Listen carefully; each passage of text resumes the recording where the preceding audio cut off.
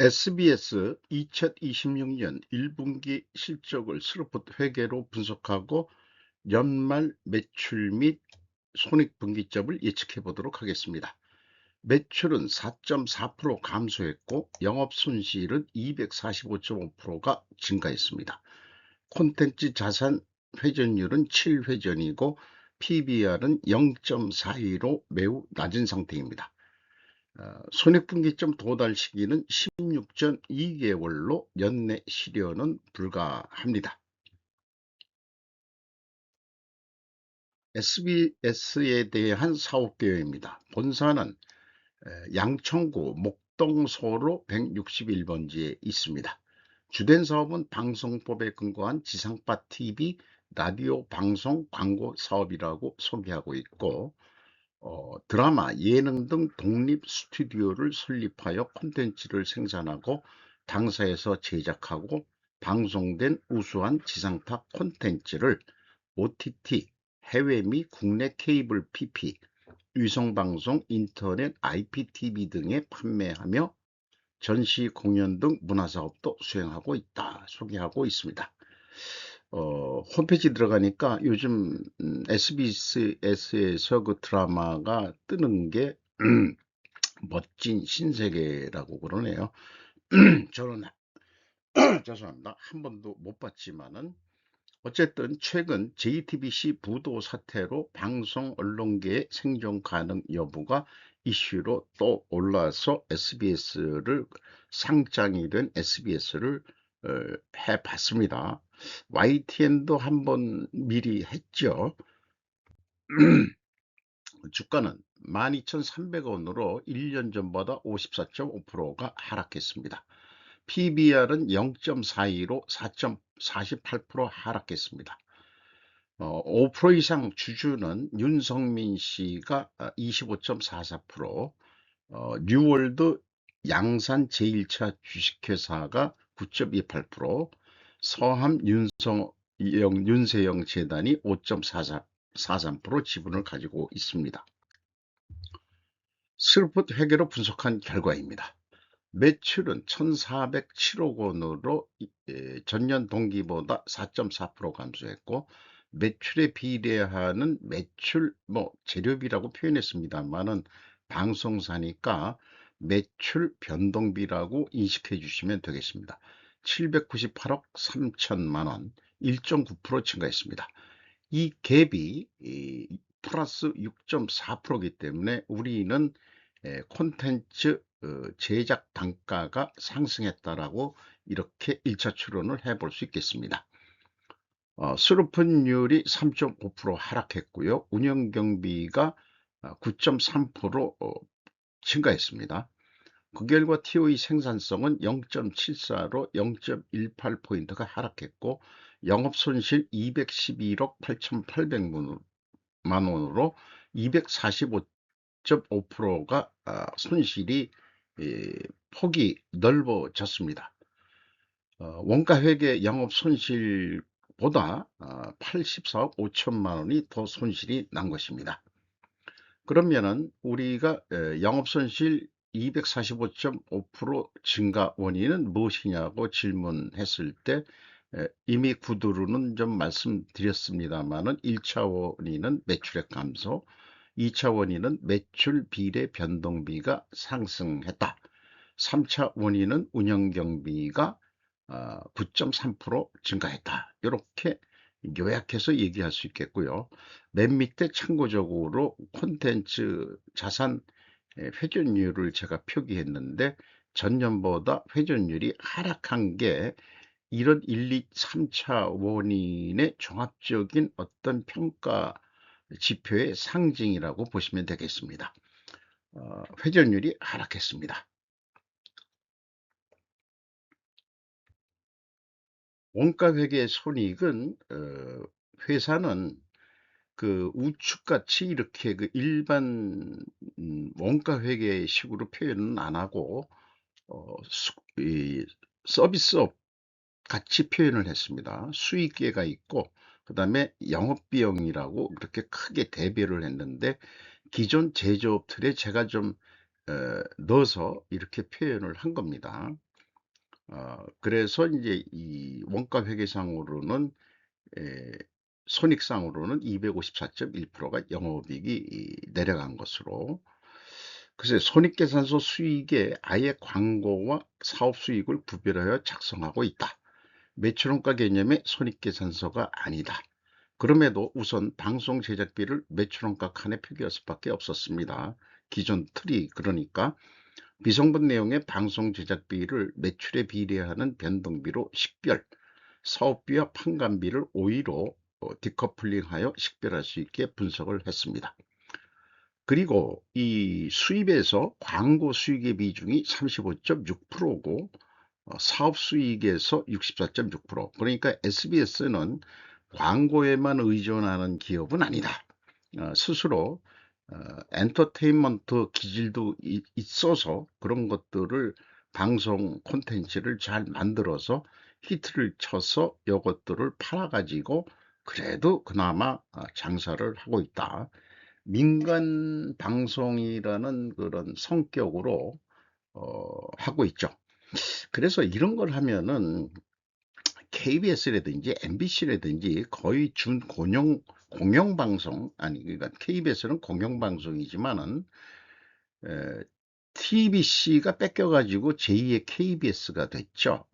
그 옛날 기억이 그렇습니다만은, MBC도 지금 준공영방송이라고 할 수 있고, 어, 뭐, 그 방송의 성격이 실질적으로 정치에 좀 이용되는 게 많아서 레프트냐 라이트냐 이런 거를 방송을 통해 가지고 우리 국민들한테 어떤 프로파간다가 심어진다. 뭐 이렇게도 지금 비판을 해볼 수 있는 거 아닌가 이렇게 생각을 하는데 SBS는 그나마 민영 방송이기 때문에 레프트다, 라이트다, 그거를 쉽게 식별할 수 있는 거는 아니지만은 많이 들리는 얘기도 다 그 흐름을 따라가야 생존할 수 있으니까 현재 좌파 정권에 맞춰서 좌파적인 방송을 할 수밖에 없지 않느냐, 뭐 이런 얘기들도 있겠습니다.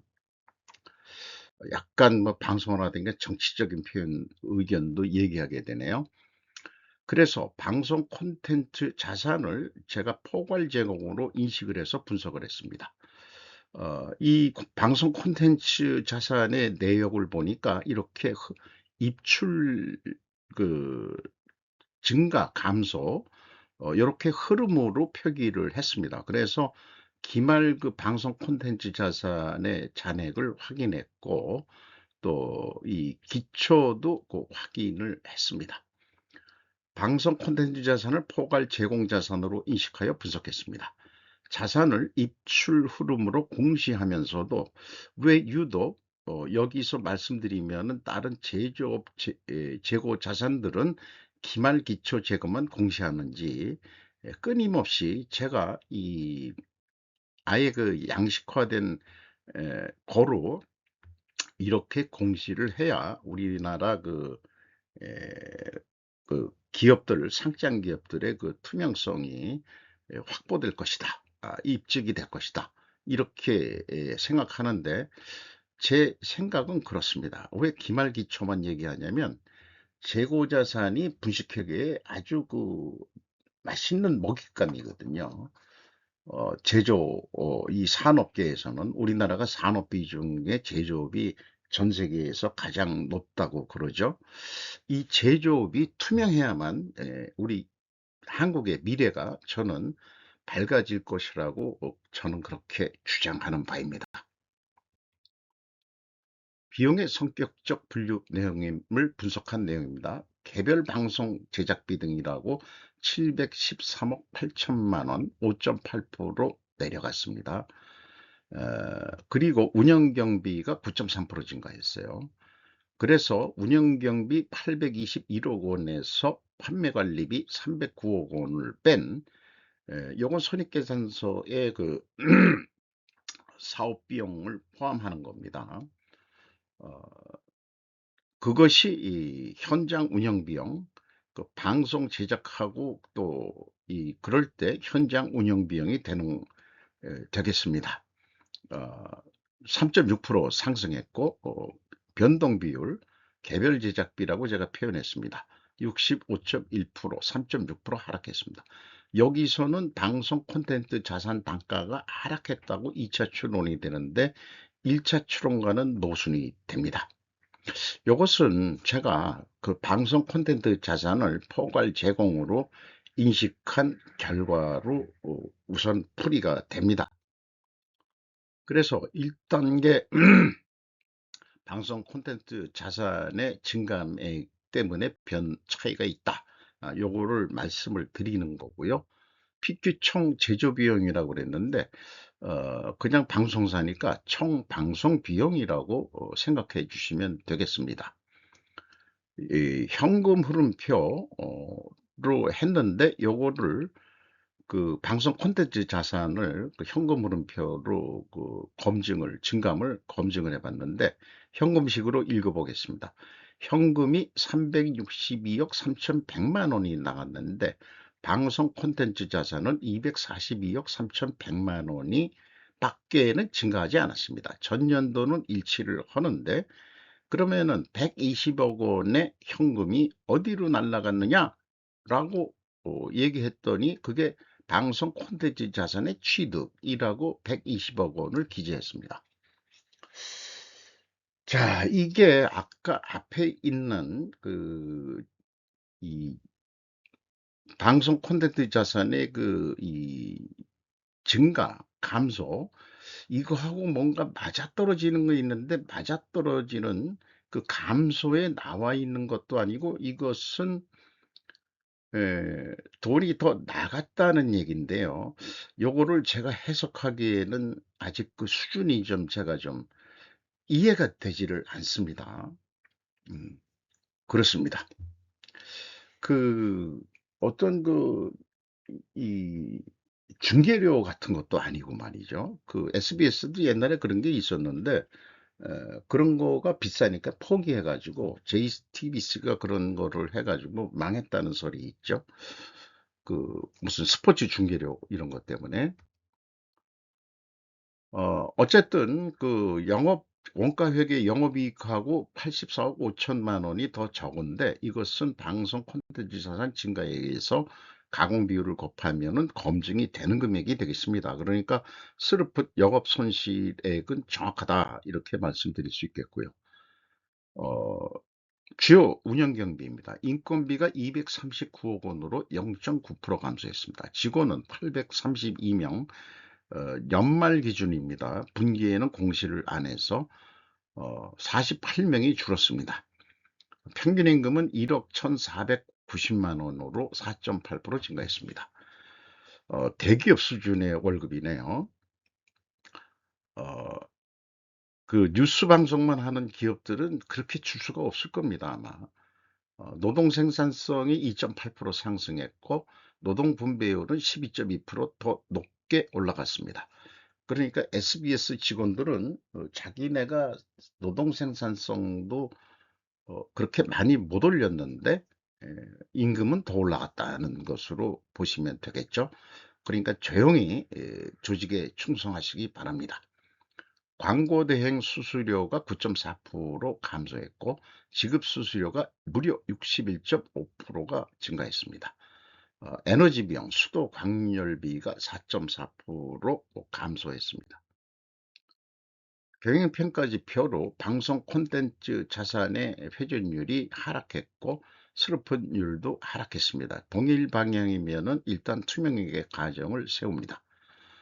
어, 투하자본 이익률 ROIC 13.2% 마이너스로 8.8% 하락했습니다.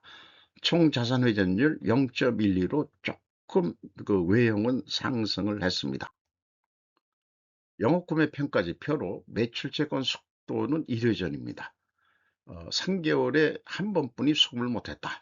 음, 돈들을 늦게 주는 모양이네요. 그리고 매입 채무 지급 속도는 5.4회전으로 매우 빠르게 지급하고 있습니다. 방송 제작하는데 그 스탭들이라든가 그다음에 출연하는 엑세트라든지 뭐 또 드라마만 아니더라도 뭐 엔터 그런 프로그램을 만든다 그래도 이 계통이 얘기를 들으니까 아주 박봉이라고 그래서 현금을 안 주면은 아마 안 들어갈 거예요. 엑스트라 같은 경우 제가 만약 엑스트라로 지나가는 행인 완 요런 거 한다면은 당일날 이렇게 일당을 딱 받아서 가야 되겠죠. 할 일 없으면은 뭐 여의도에 무슨 저기 엑스트라 협회라는 게 있어서 거기 등록을 하면은 뭐 어떻게 그 갈 수도 있다. 일당이 얼마인지 모르지만 그런 것도 좀 한참 놀 때 지금도 놀고 있습니다만은 그런 생각도 한번 해봤었어요. 제 마스크 정도면은 뭐 좀 되지 않을까. 분장을 해서 지나가는 행인 완투 뭐 이런 건 정도 그렇습니다.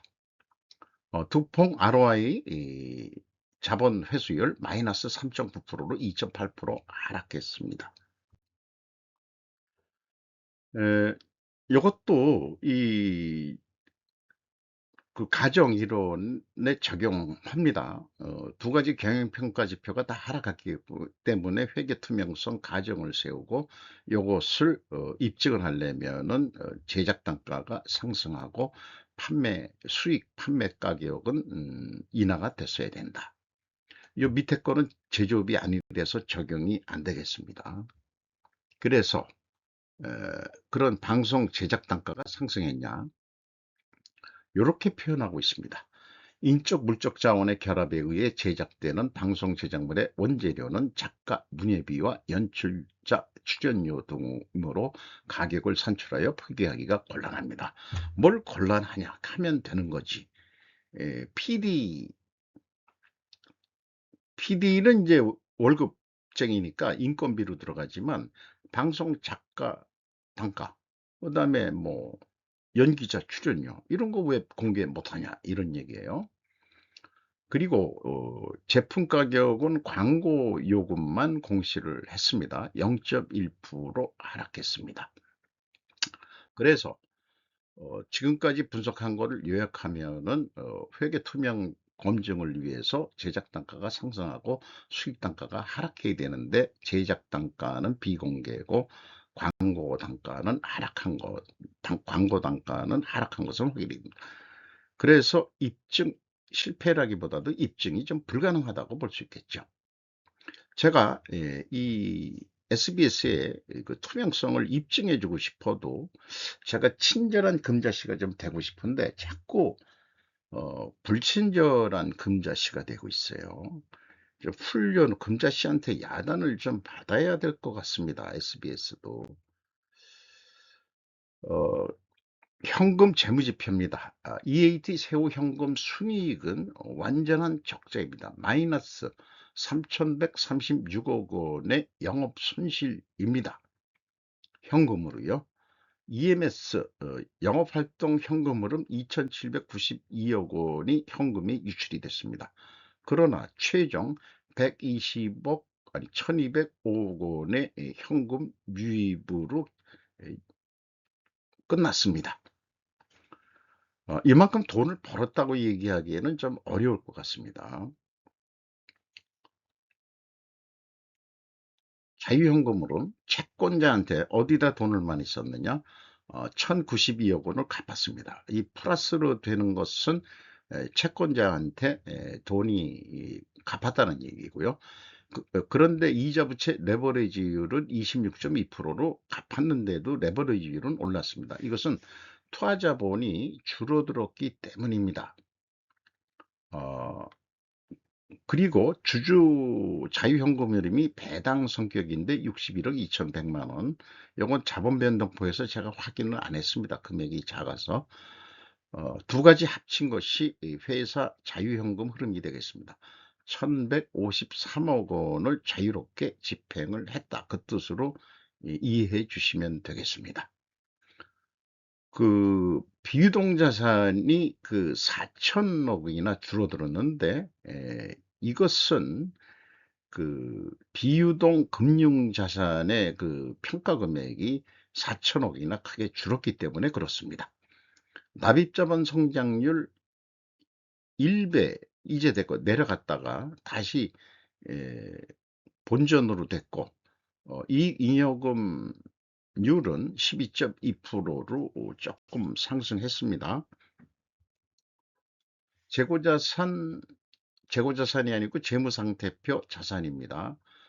어, 단기금융자산이 조금 늘었고요. 매출 채권이 좀 크게 줄어들었습니다. 방송 콘텐츠 자산이 좀 증가했죠. 242억 원. 그리고 비유동 자산에는 장기 금융 자산이 4,052억 원이 감소한 것이 이 투하 자본 내려가는데 지대한 영향을 미쳤습니다. 유형 자산이나 이제 뭐 이런 것들은 그 해가 갈수록 그 감가상각 때문에 금액이 좀 줄어들죠. 특별히 그 추가 투자를 하지 않는 한 투자 부동산을 한 123억 가지고 있네요. 2026년 1분기에 자산이 4,110억 원 감소했다. 장기금융 자산 감소가 핵심 원인입니다. 부채로서 유동부채에서 단기 및 유동성 장기 차입금이 1274억 원으로 200억 원이 증가했고요. 비유동 부채에서 그 장기 차입금이 12억 6,100만 원이 줄어들었습니다. 1분기 실적을 토대로 연간 매출액을 예측해 보는데 1분기 적자이기 때문에 손익분기점 매출 계획을 세워 봅니다. 7,588억 원으로 산출이 됩니다. 이것이 실현 가능하느냐? 이것이 관심사입니다. 그래서 그 실현 가능성을 하기 위해서 조금 더 퀄리티를 높은 분석을 시도를 합니다. 제가 똑같은 방법으로 작년에 분석을 했다면은 아마도 1 더하기 300%그 산식에 의해 가지고 5,893억 원 할 거라고 예측을 했다면은 실제 결과가 6,767억 원으로 더 많게 나왔어요. 그 갭이 12.9%인데 한 두 자릿수가 와 버리면은 예언가 이 점쟁이로 나설 수가 없죠. 그래서 2026년도 계획 세울 때 조금 더 플러스를 해야 되겠구나. 이게 방송 수입이 좀 그 연말에 갈수록 이게 뭐가 올라가는 것 같다. 이런 거가 이제 트렌드로 인식을 하게 되는 거죠. 그래서 손익분기점을 좀 접근해 봅니다. 7,588억 원을 하려면은 16.2개월이 걸립니다. 전년도에는 13.1개월, 전년도에도 그 적자였죠. 예. 그렇게 되는데 지금 올해는 그 3개월 더 늦어집니다. 한 93일 정도 늦어지니까 이 7,588억 원은 전혀 도달하기 어려운, 달성하기 어려운 에, 손익분기점 매출 목표액이 되겠습니다. 그래서 실행 가능한 매출 계획을 다시 생각해 볼 수밖에 없겠죠. 그래서 소심한 게 아니고 실행 가능한 10%, 1 더하기 300%가 아니고 330%. 전년도에 좀 작게 잡았으니까 올해 조금 더 높게 잡는다. 그러면은 6,052억 원으로 사업 계획, 매출 계획을 세운다. 이렇게 보시면은 그리고 이것을 어떤 그 광고 단가라고 비유를 해보죠. 뭐 이게 뭐 10초당인지 얼마인지 모르지만 60만 5천 원 이렇게 계약을 하면은 66,750원이 적자다 이렇게 나옵니다. 어, 그래서 따라서 콘텐츠 회전율을 14.7% 상승 도전해 보는 것으로 계획해 봤습니다. 그 7회전 했는데 이게 8회전 할 수 있게끔 그러니까 시청이 늘어가지고 방송 광고 수익이라든지 또 그 히트한 콘텐츠가 비싼 가격에 이제 딴 데 좀 팔리면은 그런 거 되는 거 아니겠느냐? 그래서 이것이 그 판매 단가가 69만 4천 원으로 증가한다면은 운영 경비가 좀 증가하더라도 흑자로 1,600한 700원 정도 이익을 낼 수 있을 것이다. 이렇게 희망찬 그 장밋빛 그나마 계획을 세워봅니다. 원가 회계 뭐 재고 자산에 영향을 안 미치지만 그러니까 똑같은 금액입니다. 총 제조 비용이 총 방송 비용이 51만 1,000원으로 예상이 되고요. 그래서 그 손익분기점으로 제시한다면은 원가 회계 개념상으로는 63만 5,400원에 팔아야 된다는 논리가 나옵니다. 재고 감소나 증가가 실질 제조업이 없으니까 그냥 똑같이 나오게 되죠. 그냥 그 제조 폼을 그냥 그대로 쓰고 있습니다. 그래서 예, 삼성에서 방송 광고를 내는데 10초가 아니고 뭐 1초당 단가라고 아주 합시다. 그러면은 1초면은 너무 한 5초, 5초 광고.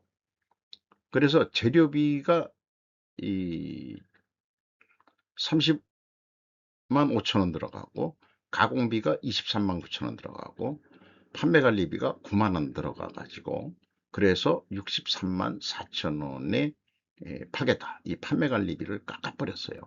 네. 요거는 조금 좀 올리고 이런 식으로 해가지고 했는데 에, 뭔 얘기냐? 삼성에서 스루프 관점으로 보면은 60만 5천 원을 해도 된다는데 아니 그 적자가 뻔한데 에, 그래도 계약을 이렇게밖에 할 수 없었다. 이런 얘기가 되겠어요. 그래서 스루프 금액만큼 매출을 단가를 올린다 하더라도 원가 회계 영업상으로는 2만 원이 적자로 됩니다. 3만 원 적자가 만 원 정도 어, 개선이 되는 거로만 나올 수밖에 없게 산출이 되네요.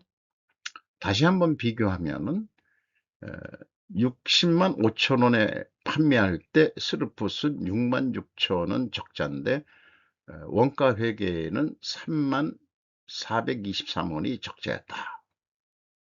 그런데 동일한 매출액을 올려서 콘텐츠 자산을 더 돌려가지고 하면은 이 흑자로 스루풋은 돌아서는데 에, 원가 회계는 여전히 이 콘텐츠 자산의 역량 때문에 그렇습니다. 그 2만 원 적자로 되겠습니다. 3만 원 적자였는데 2만 원 적자 이렇게 되겠습니다. 원가 회계 영업이익보다 즉 22,300원이 더 적자가 날 것입니다. 그리고 60만 5천 원으로 더 이상 단가를 올릴 수가 없는 상황이다 할 경우에는 이걸 매출로 또 다시 얘기하면 제조업이 아니니까 여기는 생산 감소가 제작 감소를 해라 이럴 때는 그러면은 적자폭이 엄청 줄어든다. 근데 또 히트 할 거라고 그냥 방송 콘텐츠를 또 하나 드라마 계획을 해서 만든다. 그러면은 물론 5%뿐이 아닙니다만은 적자가 늘어난다. 이런 것을 좀 보여드리는 거죠. 그리고 아까 그 광고비 단가가 내려갔는데 에, 이 파는 거 손익분기점 나올 때까지는 절대 덤핑하지 않아야 될 것입니다.